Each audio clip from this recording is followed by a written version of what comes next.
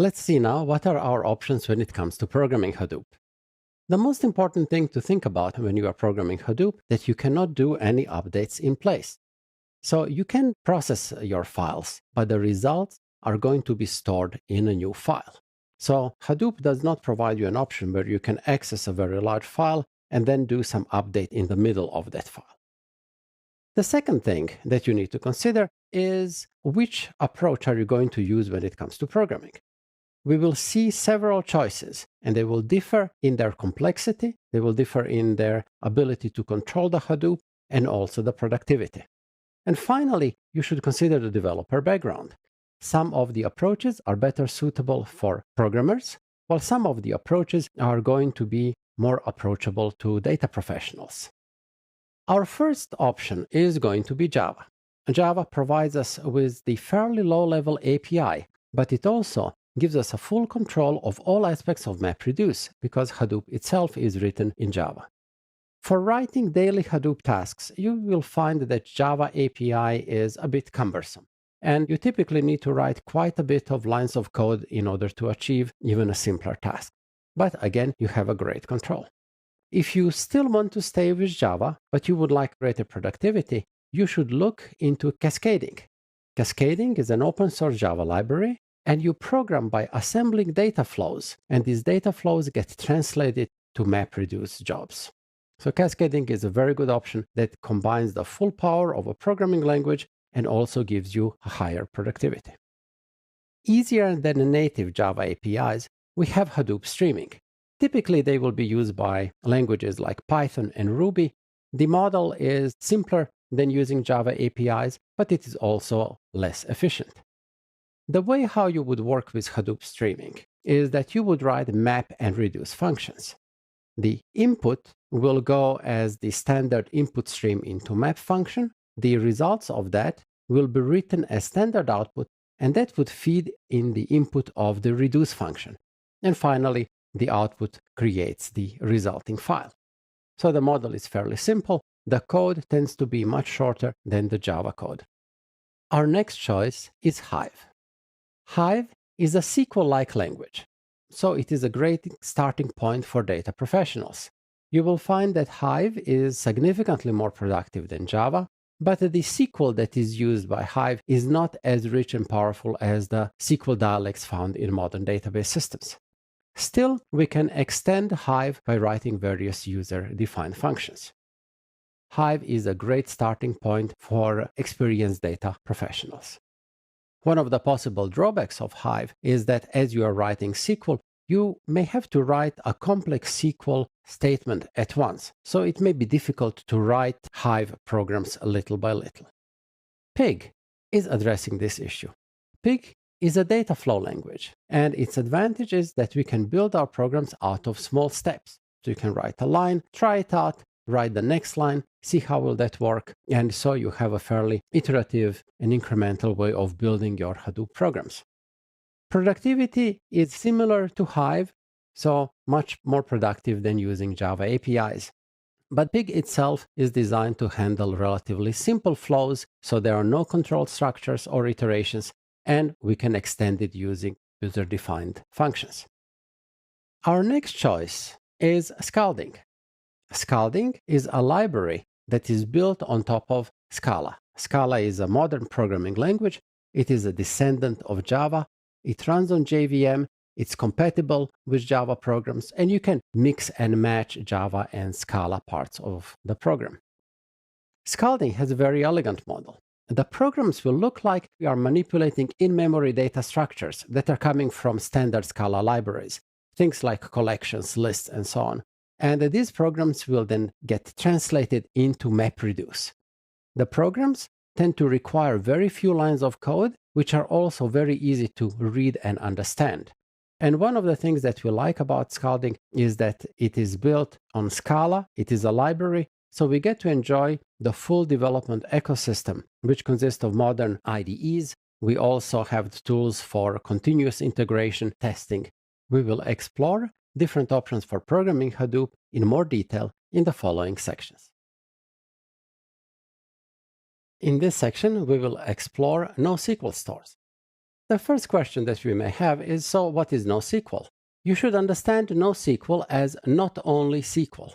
It is a bit unfortunate name. You should better think of it as non-relational data stores. The reason is that some of these NoSQL stores actually have some version of SQL. These NoSQL stores have been created with the goal to address deficiencies of relational databases, and the NoSQL is an umbrella name for a variety of different technologies and approaches. One common thing is that they are non-relational and they are typically distributed data stores. Some of them are capable of executing MapReduce jobs so they can spread the processing over a number of machines, and that they are addressing the batch problem of plain Hadoop. So these databases will give us answers in real time. So let's imagine now that we are dealing with the world of relational databases. We can see that we are having great advances in capacity of disks and also in processors. Our CPUs are not getting that much faster, but we are able to deploy a larger number of them. And the processing power and the storage capacity is somewhat behaving linearly. So if I need 4 terabyte disk space, I would pay 2 times more than for the 2 terabyte hard drive space. So we have a fairly linear growth. Now, if you look into the relational databases, we see that it is relatively easy to start with smaller systems, but then as our appetite is growing, the cost that we have for relational databases is increasing. So we can say that when we are dealing with very large volumes, dealing with relational databases is going to be rather expensive and the performance is dropping.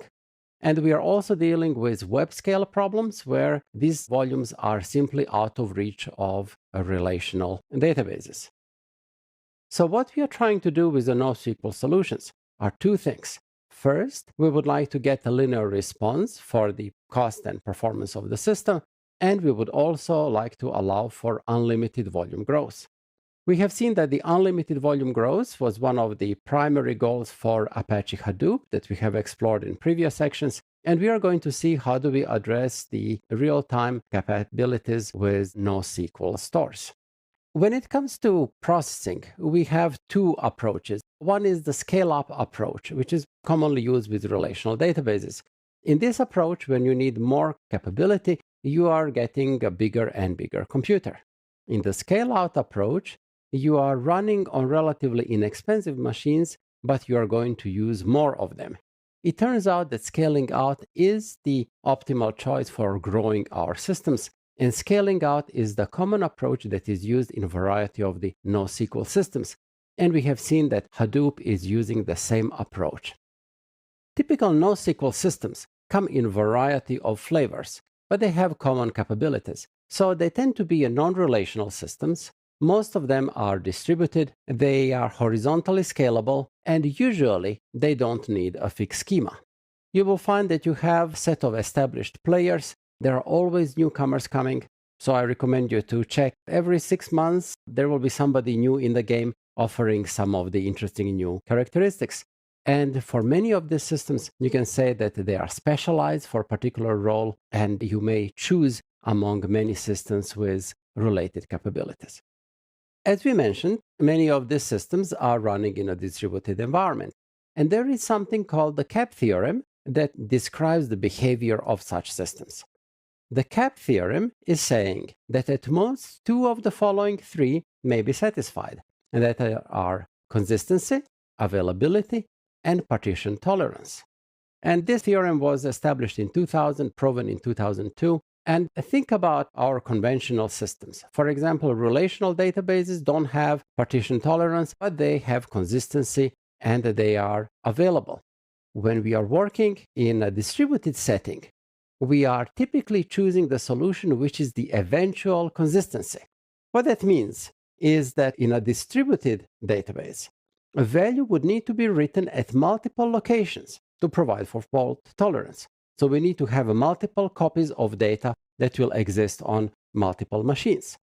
And here we are facing 2 design choices. One choice is to lock the whole system until all nodes confirm that the data is written. We will be locking a set of machines in the distributed environment.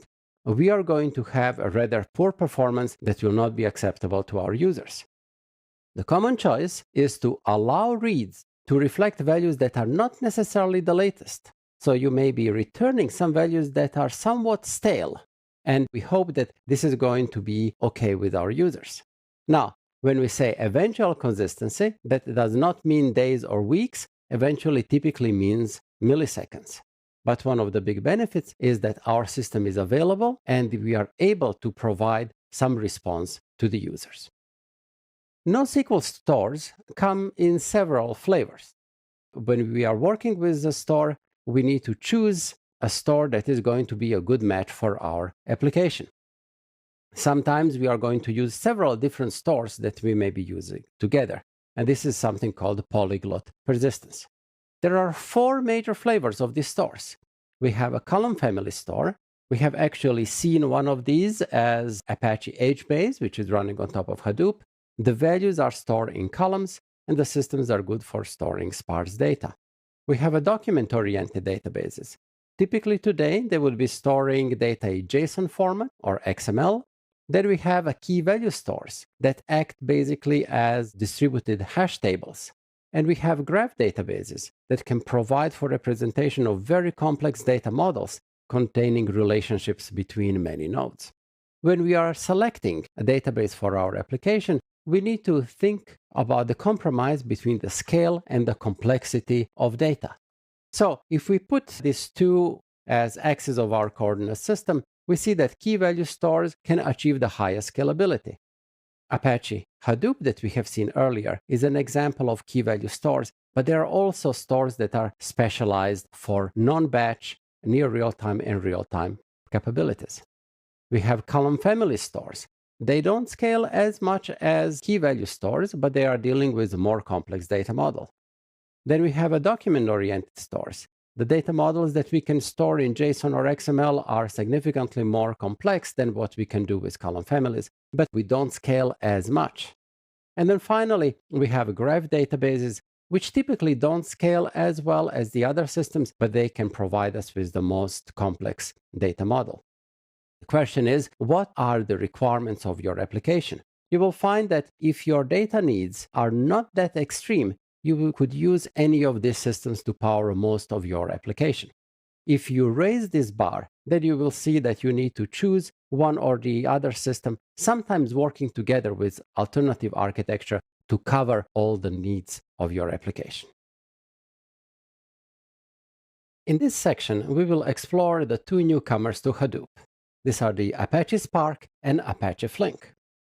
If you look in the history of Hadoop improvements, we can see that in the beginning we started with plain MapReduce.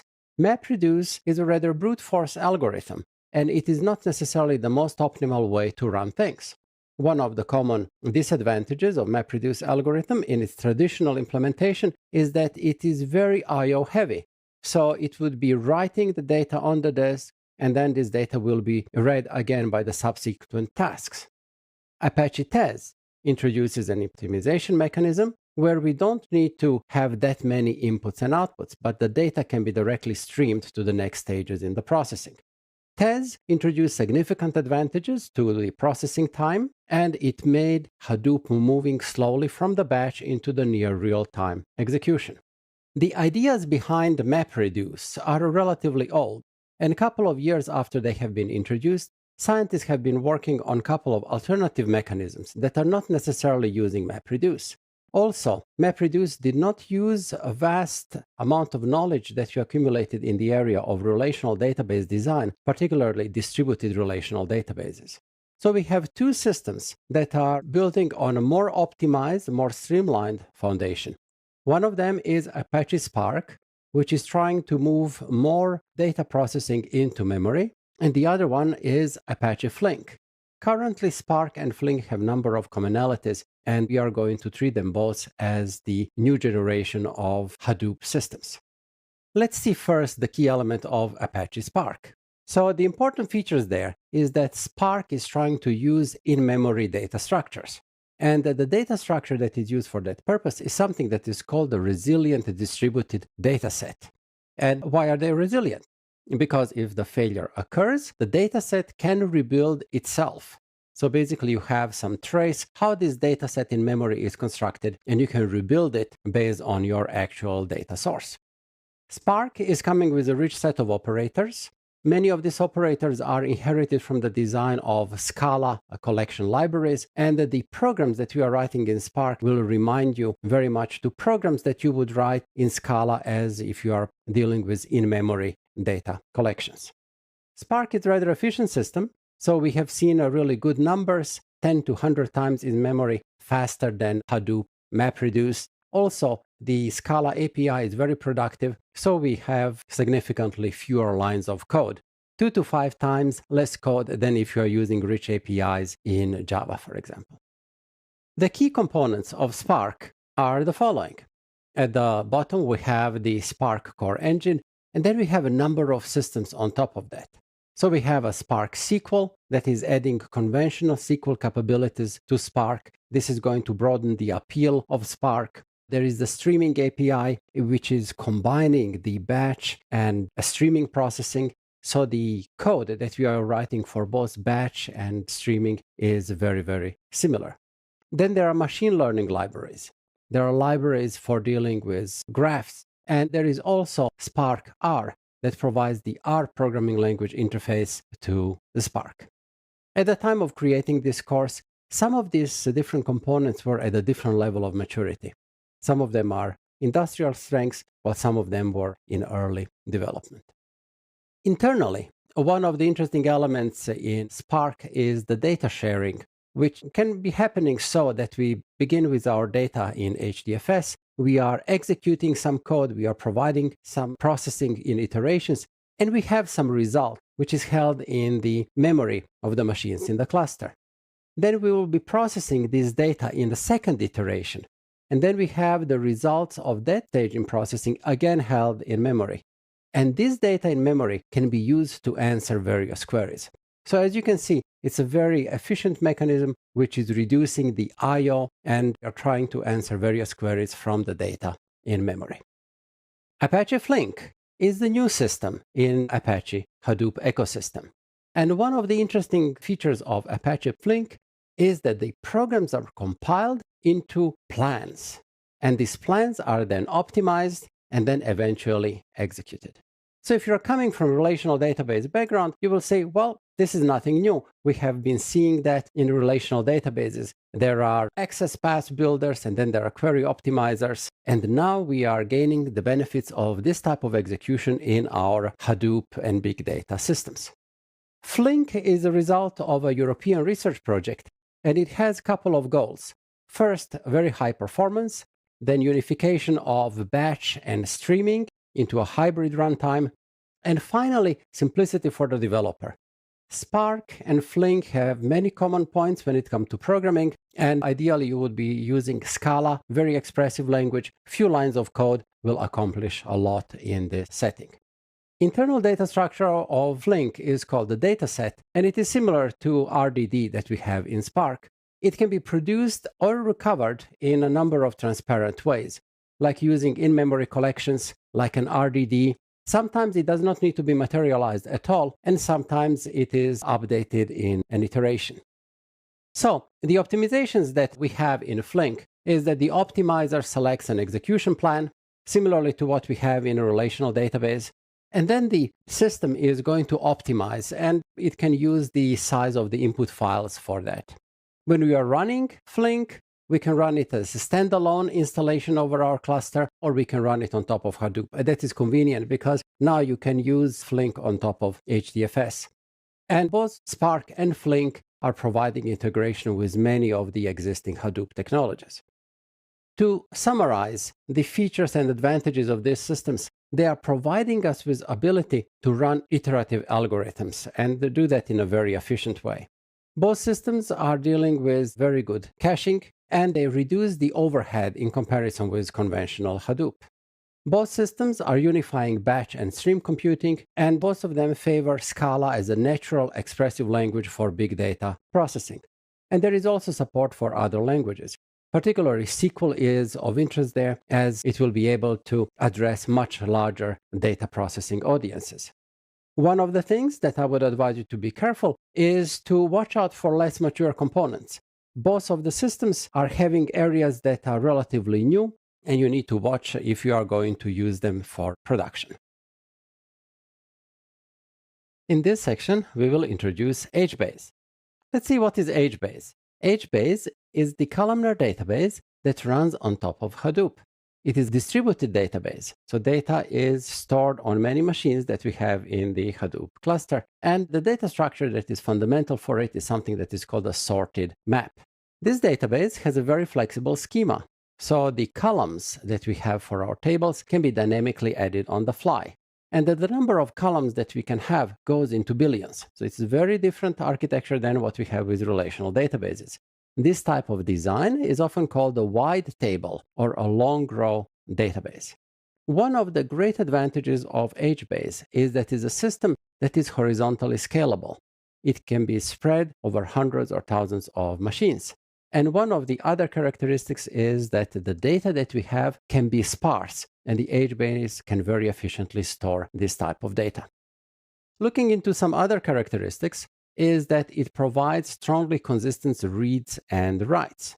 It is also a fault-tolerant system, so that one machine that is part of the cluster that is running HBase, the machine can die, and this is not going to prevent us from running computation. So data is stored in the fault-tolerant fashion. Naturally, you will see that when you talk about systems like HBase, which is a representative of NoSQL systems, you will find that the systems that scale very well need to sacrifice some of the other characteristics. And in many cases, what is sacrificed are transactions. So transactions are limited. Transactions in HBase would work for a single row only. But the advantages are such that HBase can handle data in a range of several petabytes, and it provides excellent performance of millions of queries per second. HBase has its origin in Google technologies, particularly in the system called Bigtable that was described in a paper in 2006. Google has its own internal implementation, and the HBase follows these ideas and implements them in Java on top of Hadoop. Some of the features of HBase is that it is built on top of HDFS, and as various other columnar stores, it provides for very good compression. It also can deal with in-memory column families, and that provides us with significantly improved speed if our data can fit into the memory. Some of the other interesting design choices, inclusion of so-called Bloom filters, which is an approach that can provide us with a very quick resolution if an element is member of a set or not. We have also features for bulk loading. Zookeeper, the system that we have seen in previous section, is acting as the coordinator for the cluster. And we can involve HBase tables as input and output for various MapReduce jobs. So you can see that HBase has a great set of advantages over traditional Hadoop and the MapReduce that we would run on it. Let's see how we would run and use HBase. During development, you would typically run HBase in a local mode. This will enable you to have really good response times, convenient for the development, and then later you can deploy it on the cluster. You have a command language interface. Primarily, you will be using Hive from APIs that exist in various languages. They tend to be fairly low level, they're rather primitive. HBase on its own does not provide any query language. But there is a set of projects that are including HBase and SQL and putting them together. One notable project is Apache Phoenix that is giving us SQL on top of HBase. Let's see what is the HBase data model. We have the concept of so-called column family. That is close to table that we have in relational database. The data structure is a sparse, multidimensional map. And the model is such that we have a triple of a row and column. You can think of those as coordinates. And in addition to that, there is a timestamp. This is something that we call a cell. And it is interesting that we are storing the timestamp that gives us possibilities to run queries in which we can ask, how did the data look like at a particular point in time? Then we have regions, which are contiguous sets of lexicographically sorted rows. They are basically representing a unit of scalability in the system. We mentioned that systems like HBase often do some trade-offs, and one of the trade-offs in many of the NoSQL distributed stores is that don't have joins, so HBase belongs to this category. Now the question is then, so how are you going to use such a system if you don't have joins? Well, the common workaround or even a recommended approach is to denormalize everything. And it is perfectly acceptable in such designs to store data in multiple places. Remember that the primary enemy that we are fighting here is lack of performance for very large datasets. So we will be willing to sacrifice the efficiency of storage, have our data stored multiple times, but then when we need to access this data, we will be able just to go there and read it without doing any joins at the read time. And naturally, this will require you to be very careful when you are designing your schemas.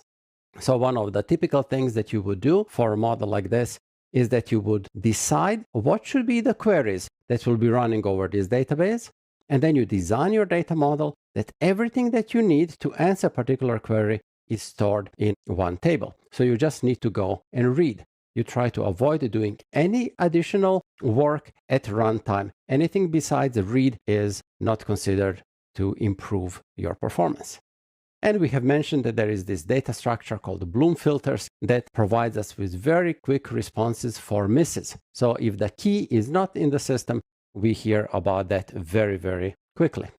Tables and rows. A table can naturally have many rows. Each row has a primary key, and HBase is not choosy about your keys and data in general. So a key is just a sequence of bytes. For a row, we can have an arbitrary number of columns, and a column is also just a sequence of bytes. So you can see HBase does not have any notion of a data structures or primitive types. Everything is just a sequence of bytes. And internally, the rows are sorted. All the data is versioned and timestamped. Column families are providing us to organize our columns, and they would be similar to things like records and objects. Basically, one column family is going to provide us for a unit of access, and we don't need to access or load the data that is not used. So basically what we do here, we are minimizing the data movement, and we can design our system so that the related things go into the same column family, and that will give us performance advantage. And then the other things that you can do with the column family is you can define various settings like compression, version retention policy, or cache priority. Regions are subsets of rows. They will be automatically sharded, and they would be acting similar to range partitions. So they enabled us to also more efficiently design our system. The API that we have for HBase is rather simple, and normally we would use it from Java programs. And it provides a fairly low-level operations like get, put, delete. We can scan for values, increment column value, and we have also MapReduce as a source and sink for our data. So fairly low-level API. You would typically use them from the Java programs, but you should also consider looking into Apache Phoenix that provides us with an access from SQL, and normally in programs then you could be using a JDBC to access the HBase data. In this video, we will discuss when to use scalding. So, when to use scalding? Well, the first reason why would you like to use scalding is to benefit from the power of a full programming language, as opposed to Pig and Hive, which are somewhat limited in what they can do. The other reason why would you like to use scalding is to fit into the ordinary software development lifecycle. So we have test-driven development, we have continuous integration, we have all the usual things. The next benefit is that the code that we are writing with scalding is rather short, and it is easy to understand. The intent of the program is easy to deduce from the code. Sometimes the organizations may start with Hive and Pig, and they recognize they don't have all the support that they need to write more complex big data programs.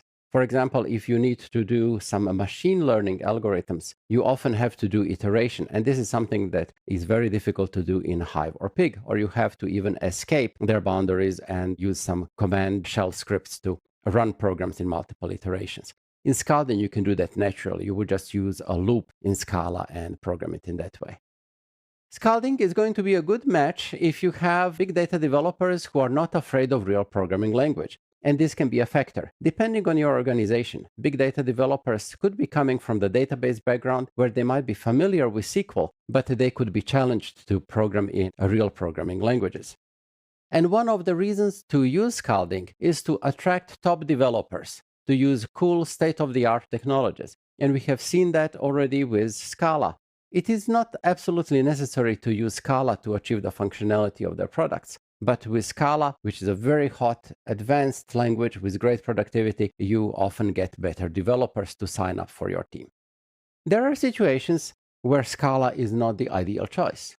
Imagine that you are doing work in the organization where the only thing that you do is very basic ETL.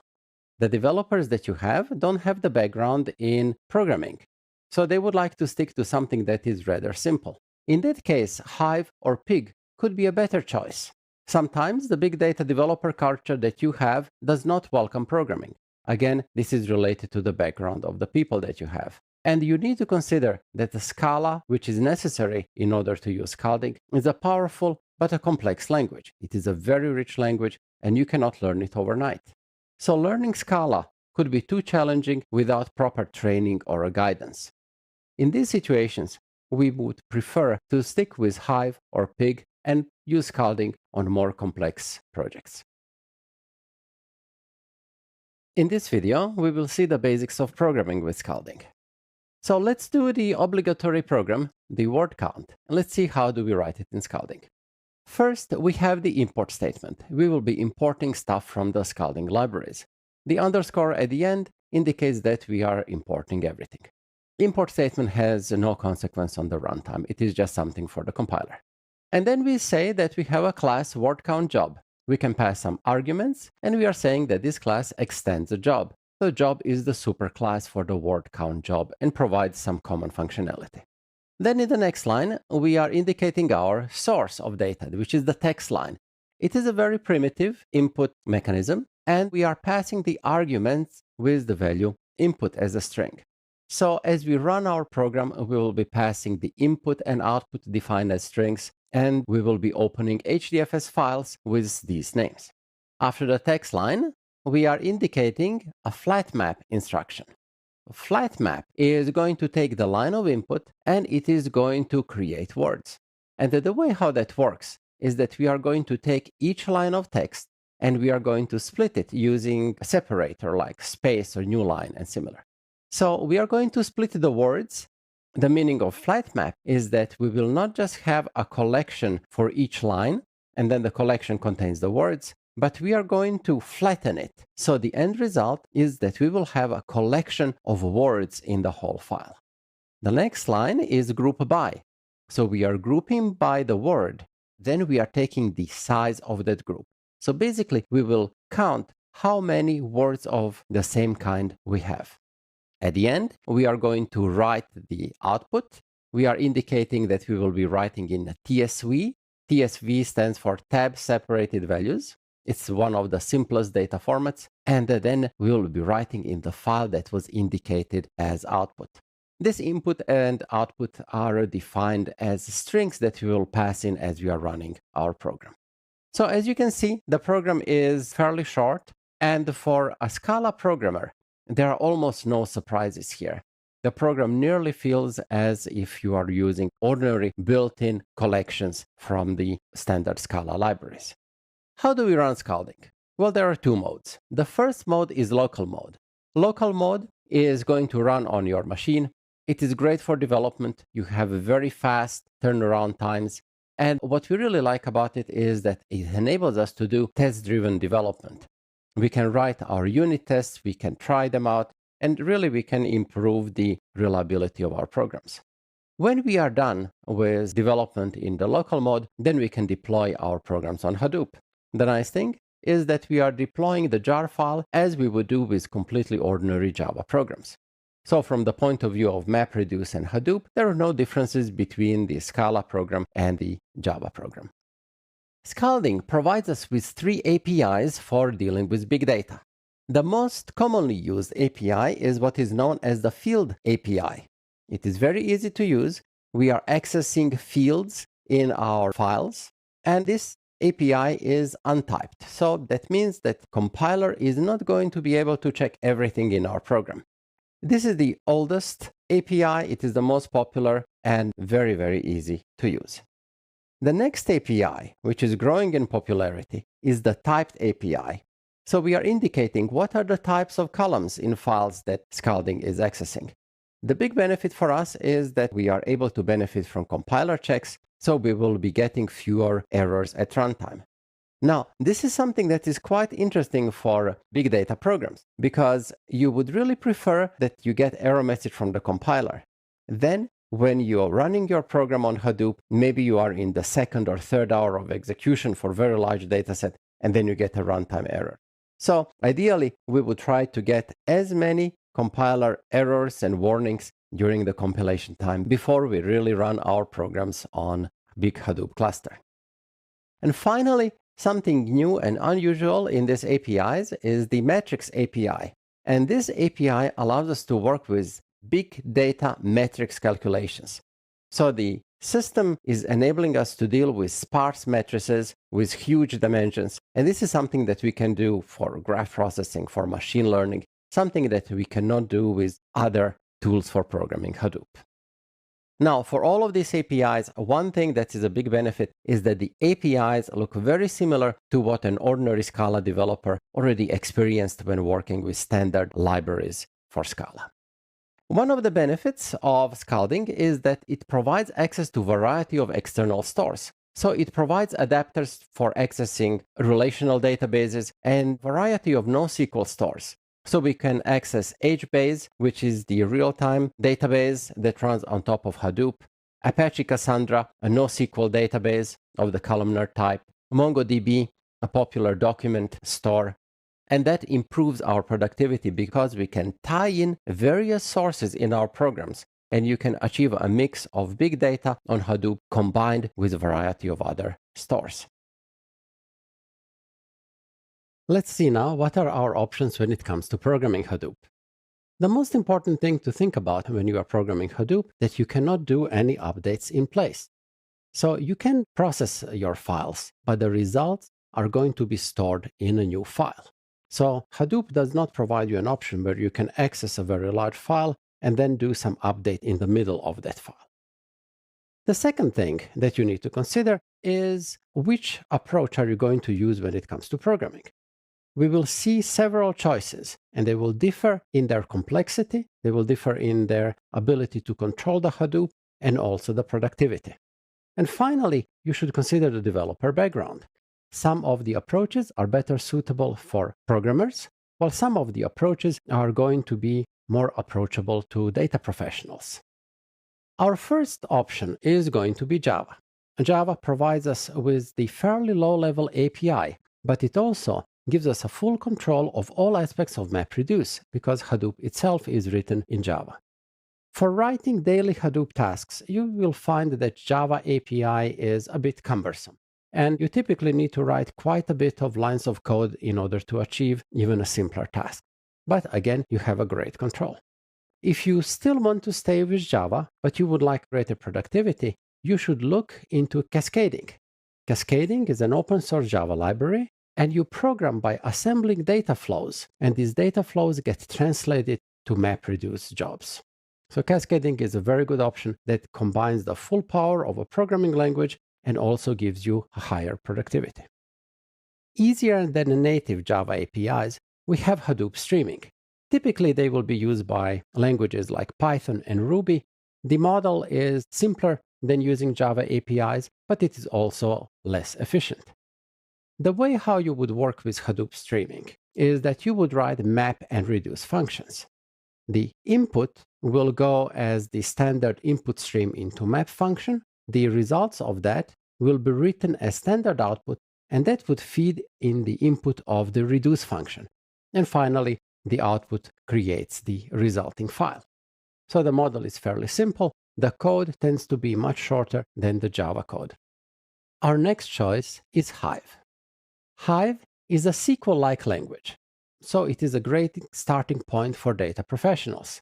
You will find that Hive is significantly more productive than Java, but the SQL that is used by Hive is not as rich and powerful as the SQL dialects found in modern database systems. Still, we can extend Hive by writing various user-defined functions. Hive is a great starting point for experienced data professionals. One of the possible drawbacks of Hive is that as you are writing SQL, you may have to write a complex SQL statement at once, so it may be difficult to write Hive programs little by little. Pig is addressing this issue. Pig is a data flow language, and its advantage is that we can build our programs out of small steps. So you can write a line, try it out, write the next line, see how will that work, and so you have a fairly iterative and incremental way of building your Hadoop programs. Productivity is similar to Hive, so much more productive than using Java APIs. But Pig itself is designed to handle relatively simple flows, so there are no control structures or iterations, and we can extend it using user-defined functions. Our next choice is Scalding. Scalding is a library that is built on top of Scala. Scala is a modern programming language. It is a descendant of Java. It runs on JVM. It's compatible with Java programs, and you can mix and match Java and Scala parts of the program. Scalding has a very elegant model. The programs will look like we are manipulating in-memory data structures that are coming from standard Scala libraries, things like collections, lists, and so on. And these programs will then get translated into MapReduce. The programs tend to require very few lines of code, which are also very easy to read and understand. And one of the things that we like about Scalding is that it is built on Scala, it is a library, so we get to enjoy the full development ecosystem, which consists of modern IDEs. We also have the tools for continuous integration testing. We will explore different options for programming Hadoop in more detail in the following sections. We are going to explore the key elements of the Hadoop infrastructure. First, we have name node. The primary purpose of the name node is to manage the metadata for the HDFS. Now, considering that no processing on a Hadoop cluster will happen without HDFS working properly, one of the key tasks for the name node is to remain accessible. And that would naturally lead us to install it on a machine that should be more reliable than the nodes on which we are doing the processing. The metadata, which is the information about our files, is held in RAM. And this is why the machines that are running the name node, they should have a lot of RAM. Another term that occasionally shows up in discussions of Hadoop is the secondary name node. And many people believe by mistake that this is the backup for the name node for high availability. And that is not correct. Secondary name node is not a backup, and its purpose is to offload some of the housekeeping tasks to another machine. The second part of our hardware infrastructure consists of data nodes. Data nodes are going to do the processing, and they also store the data in normal files. We have seen that HDFS is built on top of the ordinary Linux file system. Now, the name node is going to access the data in the HDFS cluster, and the name node needs to know what are all the different blocks that are needed to assemble a file and treat it as one unit. So the programs will read the data from data node directly, having direct access to the data. And we already mentioned that a typical organization is that the large files are split into blocks, usually 64 or 128 megabytes of blocks. And having larger blocks makes for easier management. Our processing consists of map and reduce tasks, and these tasks are running on our data nodes. One of the interesting things here, which makes Hadoop different from traditional processing of data with databases, is that we are not going to send the data to the program. Instead, we are going to send the programs, in our case our map and reduce jobs, to the data nodes, and the processing will happen there using the data which is stored on the local disks. If you think about how this map and reduce task run on nodes, we can examine a cluster. In this cluster, we have a set of nodes, here represented in blue. These nodes contain data, and these are our data nodes. On the left, you see the master node, which also has the name node. When you write MapReduce program, the first thing that you will do is you will copy this MapReduce programs to each of the nodes that contain data. So this copying is the first part of our processing. And the map and reduce jobs will process the data that resides on the disks of these machines. Naturally, you need somebody to coordinate and keep track of the execution, and that is the purpose of the job tracker, which executes on the master node. Now, when you have this Hadoop infrastructure, you need to manage it in some way. You need to deal with standard tasks like starting and stopping the servers, adding and removing the servers in our cluster, and also you may want to view what is happening on a particular server. You may want to examine the log files. In the beginning, the Hadoop management tools were rather sparse, but as Hadoop was getting more and more mature, we have seen that there is a larger number of tools. Some of them are open source tools, but particularly vendors who are providing some additional value on top of the open source are coming with very appealing user interfaces that allow us to very effectively control our Hadoop clusters. In this section, we will explore the Hadoop distributed file system and the ways of interacting with it. Now, if you are thinking about how would you store data that is used for MapReduce, the first requirement that we have is that the data needs to reside on multiple machines. The second requirement is that we should be able to store any type of data. So the data does not need to neatly fit into tables like in relational databases, but it can be unformatted data. It can be text. It can be images. So we don't have any particular requirement on the type of data that we are storing. And here we have one problem. The first problem is that as we are running on a cluster with many machines, there is quite a bit of likelihood that at some point one of these machines is going to die. And if a machine dies, we don't want to lose the data. So one of the critical parts of Hadoop solution is how do we store the data on multiple machines without encountering loss of data if something dies? The idea that we have is to create a distributed, reliable storage. The question is, how would we do that? The solution for that is the Hadoop distributed file system, and we will see now how it works. The first thing that we do is we are going to take a large file and we are going to break it into blocks. These blocks will be stored on multiple machines. We call them nodes. So each of these machines is going to get a subset of data. And you can see here, node 1 is going to have some fragments of this data, node 2 is going to have something else, and so on. Here on the left, you see the master node. A master node has a special purpose in the Hadoop cluster, and it contains the part which is called the name node. A name node has one important piece of information, and that is it knows on which machines are which blocks residing. So it is almost like a table of contents. The next thing that we have with our Hadoop distributed file system is the replication. In order to achieve a fault-tolerant solution, a piece of data would need to be stored on multiple machines. And here we have in this illustration our fragment of data number 1 is stored 3 times. And in fact, this is the default replication of data in Hadoop cluster.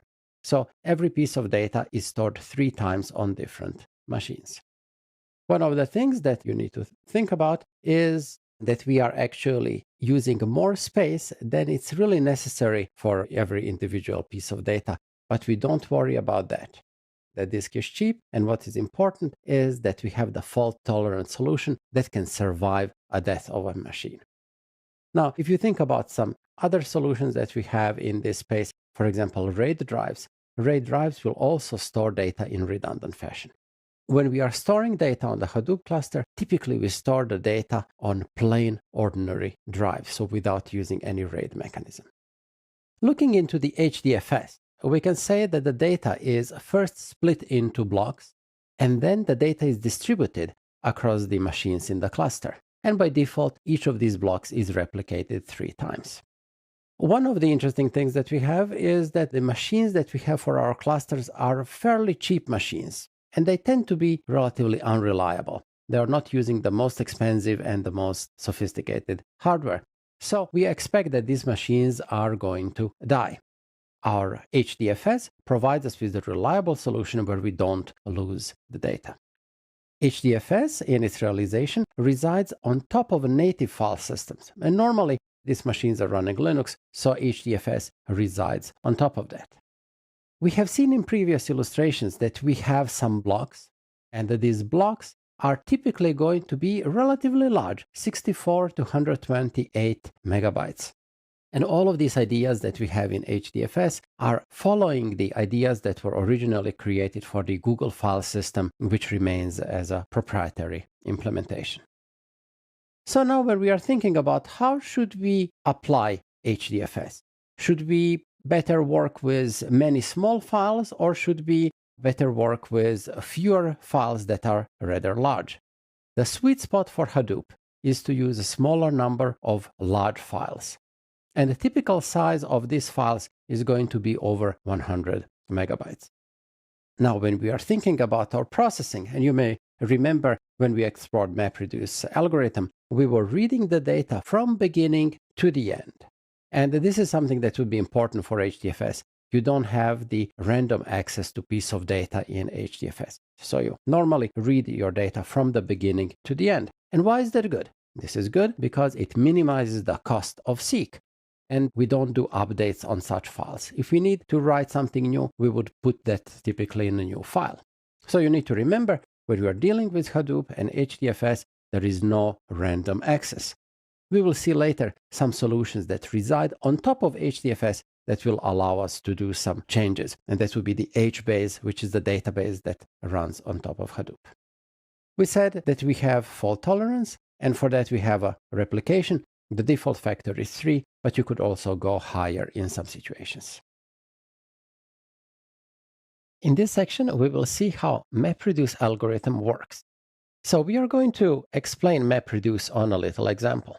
Imagine that we have a file, pets.txt, and imagine that is a very large file that contains various entries, dogs, cats, birds, and so on. What we would like to figure out is how many dogs, how many cats, and how many birds are in this file. So what are we going to do first is we will start from this pets.txt file, and then we are going to split it into lines. So we will have each line that will contain some of our pets.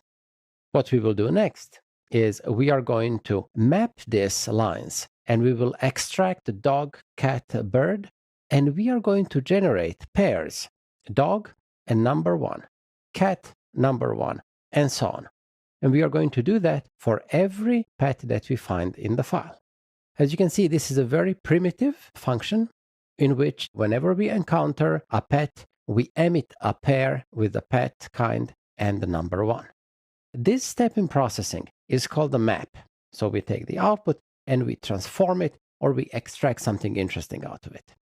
Then we are getting to the next stage in processing, which is called shuffle. In the shuffle, we are going to move all of these entries. So we have all dog entries in one place, or cat entries in one place, and then finally birds in one place. What we will do with this shuffle is that now we have all the dogs in one place, and then we can aggregate the values. And this is done in the next step, which is called the reduce step. And we find that we have 4 dogs, 3 cats, and 2 birds. When we get the results of this reduce step, we are going to put this all together into our result file with pet frequencies. Now, if you look at this algorithm, you're going to find that there are a couple of things of interest. First, there is a map and reduce function. This is something that you would have to program on our own. But if you look at the shuffle, you can see that shuffle can be done quite mechanically. We are going to take the kind of pet, we can use it as the primary key, and we are going to put all the values that have the same primary key in one place. Now imagine when we apply this algorithm to big data processing, we can have that all dogs are going to be processed on one computer. And then in the reduce step, we are going to collect these results and eventually store it in some files. So as you can see, MapReduce algorithm would profit a lot from brute force approach. If we have many machines on which to execute map and reduce, we can really improve the speed of processing, and we can distribute our effort across many machines. Now, looking into the MapReduce processing model, let's summarize a couple of interesting points. First, our input is going to be split into pieces. Different machines are going to process individual pieces. And these machines, we often call them worker nodes, will process these pieces in parallel. So we could gain a lot of efficiency by having many machines. Now, if you think how is this going to run on actual machines, you can imagine that the results can be stored in local files, and then the reducers, which are also going to run on these machines, would be able to access these files and process them. So in the reduce step, we typically perform some aggregation, We are reducing the values that we have obtained from the map steps. And as we have done with the map step, we have a number of machines that are engaged in this processing. Looking into programming this type of systems, you can see that here we can talk about separation of work. We have programmers who would need to provide map and reduce functions. We will see various ways how this can be done. One can use a language API, for example, in Java, a bit tedious, but it gives us full control over the process. Or one can use some of the higher level languages or libraries that improve programmers' productivity. But the beauty of Hadoop and MapReduce algorithm is that the programmers can focus really on map and reduce functionality. There is a whole set of areas that are dealt with the Hadoop framework. One of the most important things when we are dealing with larger clusters is dealing with fault tolerance. The machines are going to die, and we still need to provide a reliable processing.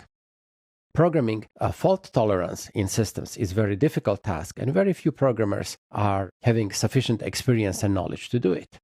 The other interesting thing is that if you think about a solution in which we have lots of data stored on these different machines, we will have the assignment of worker machines to map and reduce tasks. This can also be done by the framework. Now, one of the very interesting things with big data framework like Hadoop is that we will actually move processing to where the data resides, because we have a very large volumes of data, and it would be very inefficient to move this data through the network to the processing. And this is something what we do with conventional database systems. We remove relatively small volumes of data. The other thing that the framework can do is this shuffling. So moving of data from map processing to the reduce processing is something that can be done by the framework without need to program that. And finally, one of the interesting areas is dealing with errors. Our programs may experience various errors, and we need to provide solution to handle those errors. Now, these are all the benefits that a framework for applying MapReduce can give to us, and so dramatically improve our productivity, so we can focus on providing this map and reduce steps. Before we go into the programming of Hadoop, we will need to understand a little bit better how Hadoop works. And that will be the goal of our next sections. Let's see now what are some of the challenges with relational databases. We are going to use a simple diagram. On one axis, we are going to show the volume of data that we are trying to process. And on the other axis, cost of our database and the equipment. If we look at the cost of our equipment, the storage space and the processors, we see that we can achieve a fairly linear cost. If we need 2 times more space, we need to pay 2 times more. When it comes to CPUs and processing power, we don't get much faster CPUs than before, but we can get them in larger numbers. So multiprocessors and multi-core systems are becoming the norm. Now, if we put in this perspective the cost of our relational database systems, we will be surprised that the cost does not behave in such a linear fashion. So we see that when you start with relational database, your cost is low. You may start with some open source, small database. Later you graduate to some of the more commercial systems. Eventually you end up with fairly large systems, and then they are going to be very, very expensive. And there are 2 problems here. One problem is that the processing is relatively slow. The more data we have, the relational databases are going to become slower and slower. And then for large volumes of data, we are going to pay a really high price in order to be able to have relational databases that can handle those. Not only that, but when you're dealing with truly large volumes, you are going to have problems that relational databases cannot handle them. And that was actually one of the motivations that we have seen in the companies that started processing data on the web scale. Companies like Google and Yahoo, they have figured out that relational databases simply cannot store the data that they would like to deal with. What we would like to do is to find a solution, find a technology that would be able to take the cost of the relational database and flatten it, make it behave more like the cost of our storage and our processors. So we would like to avoid the exponential cost of such systems. We would like to have a linear dependency. And the other issue that we would like to address is that we would like to be able to handle data that cannot be handled with relational database systems. So there are 2 factors. One is improving the performance, reducing the cost. And the second issue we would like to address is to enable us to deal with data that the relational databases cannot handle. Now, this is where the categories of systems like big data systems, Hadoop, variety of NoSQL systems come into play. They are trying to address different aspects of these problems and enable us to have the processing of larger volumes of data much faster than we do that today with relational databases. You will see that there is no silver bullet. We are going to explore several different technologies. Each of these technologies is going to have its sweet spot. Some of the technologies, like Hadoop, is going to focus on handling this largest volume of data. Some of the technologies are going to focus on processing of data in real time, handling streams of data that are arriving into our systems. Some others are going to focus on representing data, which format may vary, and where you cannot find a schema that you can subscribe from the very beginning. Some other systems are going to focus on storing information as graphs with large number of nodes that are connected with each other. In the rest of the course, we are going to explore these approaches, and you will learn how to find the system that will be the best match for your application. We have seen a set of problems with relational databases and big data. Now we are going to outline the key approaches that help us deal with this problem. First, we have the new processing approaches. Among them, the most significant is the MapReduce algorithm, which is at the heart of the Hadoop approach. MapReduce algorithm is a relatively old algorithm that's covered in the 50s, and it is used in mathematics and later implemented in language Lisp. And somewhere around 2004, it got some attention as potentially very useful in big data problems. After that, we had a whole range of different algorithms that emerged. We have seen some algorithms that are newer, dealing with datasets primarily in memory, as we see in Apache Hadoop. There are some other approaches, for example, in Apache Flink. These are all descendants of Hadoop and MapReduce. And besides those, we also have some newer data technologies that span data storage and data processing. The most significant player here is Hadoop with its HDFS, Hadoop Distributed File System, which enables us to store very large amounts of files across many machines, and we can do that in a redundant way. And then we split the processing across these many machines. Not only Hadoop, we have a range of different data stores which use different techniques and different mechanisms. They typically don't deal with such huge volumes of data as Hadoop, but we are still in the area of big data. And we are going to see different flavors of NoSQL stores that we have. One of the more recent developments is the emergence of stream processing. With stream processing, we are handling data that is continuously coming into our system, and we are typically processing data within some window of time, and we are providing a real-time or near real-time results.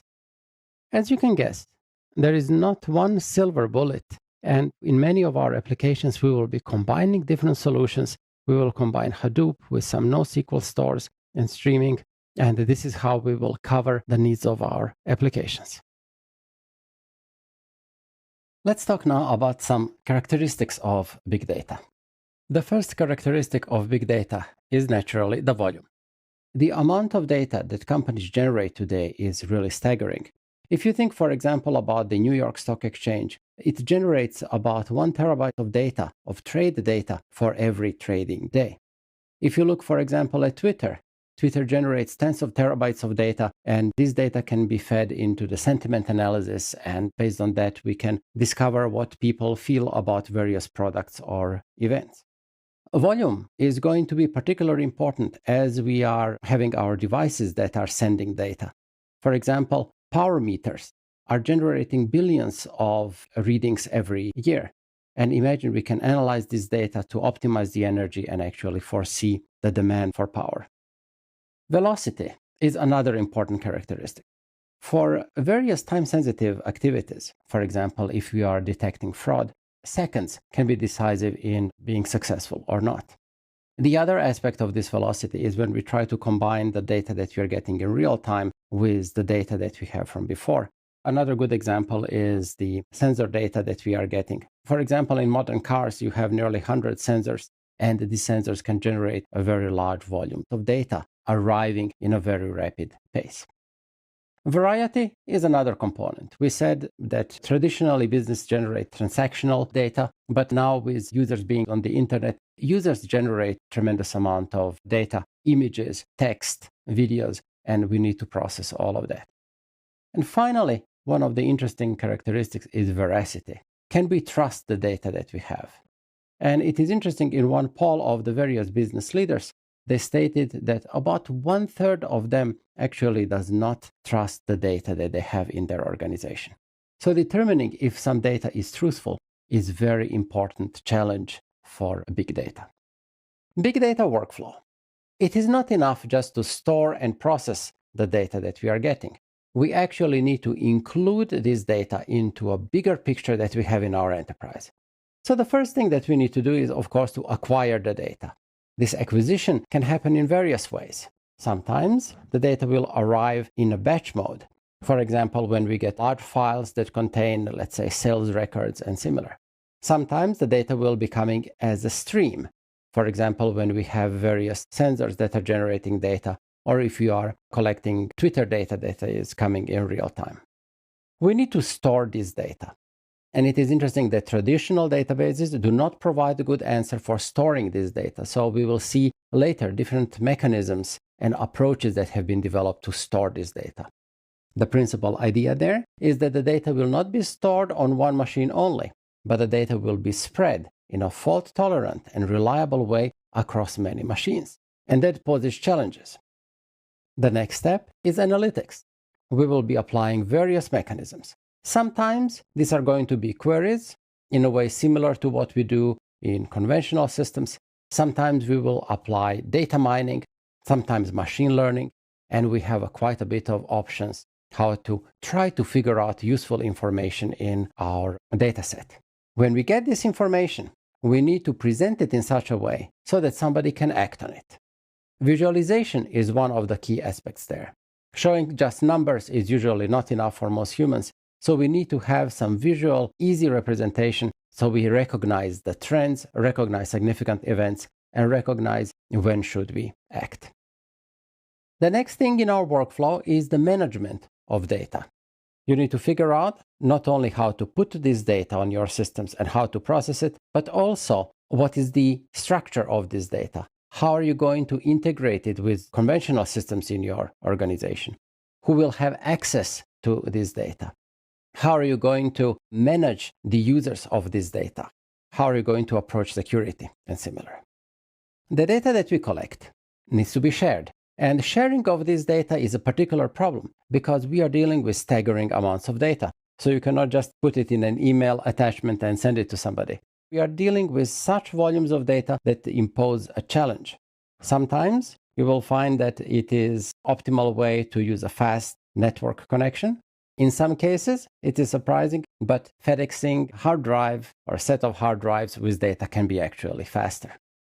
And finally, we got to the point of integration. It is extremely important for your success in big data that you always integrate your conventional systems with your big data systems. Conventional systems are still the cornerstone of modern business, and they have many activities that are truly best suitable for this type of systems. How do we combine the big data and traditional data processing is a very important subject, and you must cover the topic of integration very early in your enterprise. Talking about this whole workflow, the key thing for us is that the business needs to see a value from the big data chain. It should not be just viewed as a technical exercise. It really needs to contribute to higher revenues and some benefit of the business. And we need to execute all of that elements of the workflow in a cost-effective manner and in a reasonable amount of time. In this section, we will talk about some challenges related to big data. One thing that you will see in almost every presentation about big data is that we are facing an unstoppable information growth. The amount of data that we are handling is rapidly increasing. So if we illustrate the growth of data, we will see that we have a tremendous growth and we are actually just at the beginning of the curve that is going really straight up. When we look into the big data sources, we want to see what are the key sources for this big data. Traditionally, we have our business transactions. Various business systems are generating data, and we have more and more of this data. But it is interesting that this part is relatively well understood. We have our relational systems that quite successfully handle this area. but there are some associated forces with that. One of the big changes in this space are the social media. We have Facebook and blogs and Twitter, and the users are generating tremendous amounts of data. Now, this data, as you will see later, cannot be really successfully stored in relational systems. And this area was actually very important when it comes to introduction of new data stores which can handle this amount of data. In addition to this, we have arrays of unstructured data. So we have a tremendous amount of text that is generated, text that we would like to analyze. We would also like to understand what is this text about. Increasingly, we have other non-structured data like images and video. And imagine you would like to be able to make queries about who is in some video. So conventional systems really don't have good support for dealing with this type of data sources. Sensors are one of the most exciting new sources for big data. Sensors can generate a tremendous amount of data that we need to store and process, and it is likely that sensors are going to be the most interesting new contributor to the growth in big data.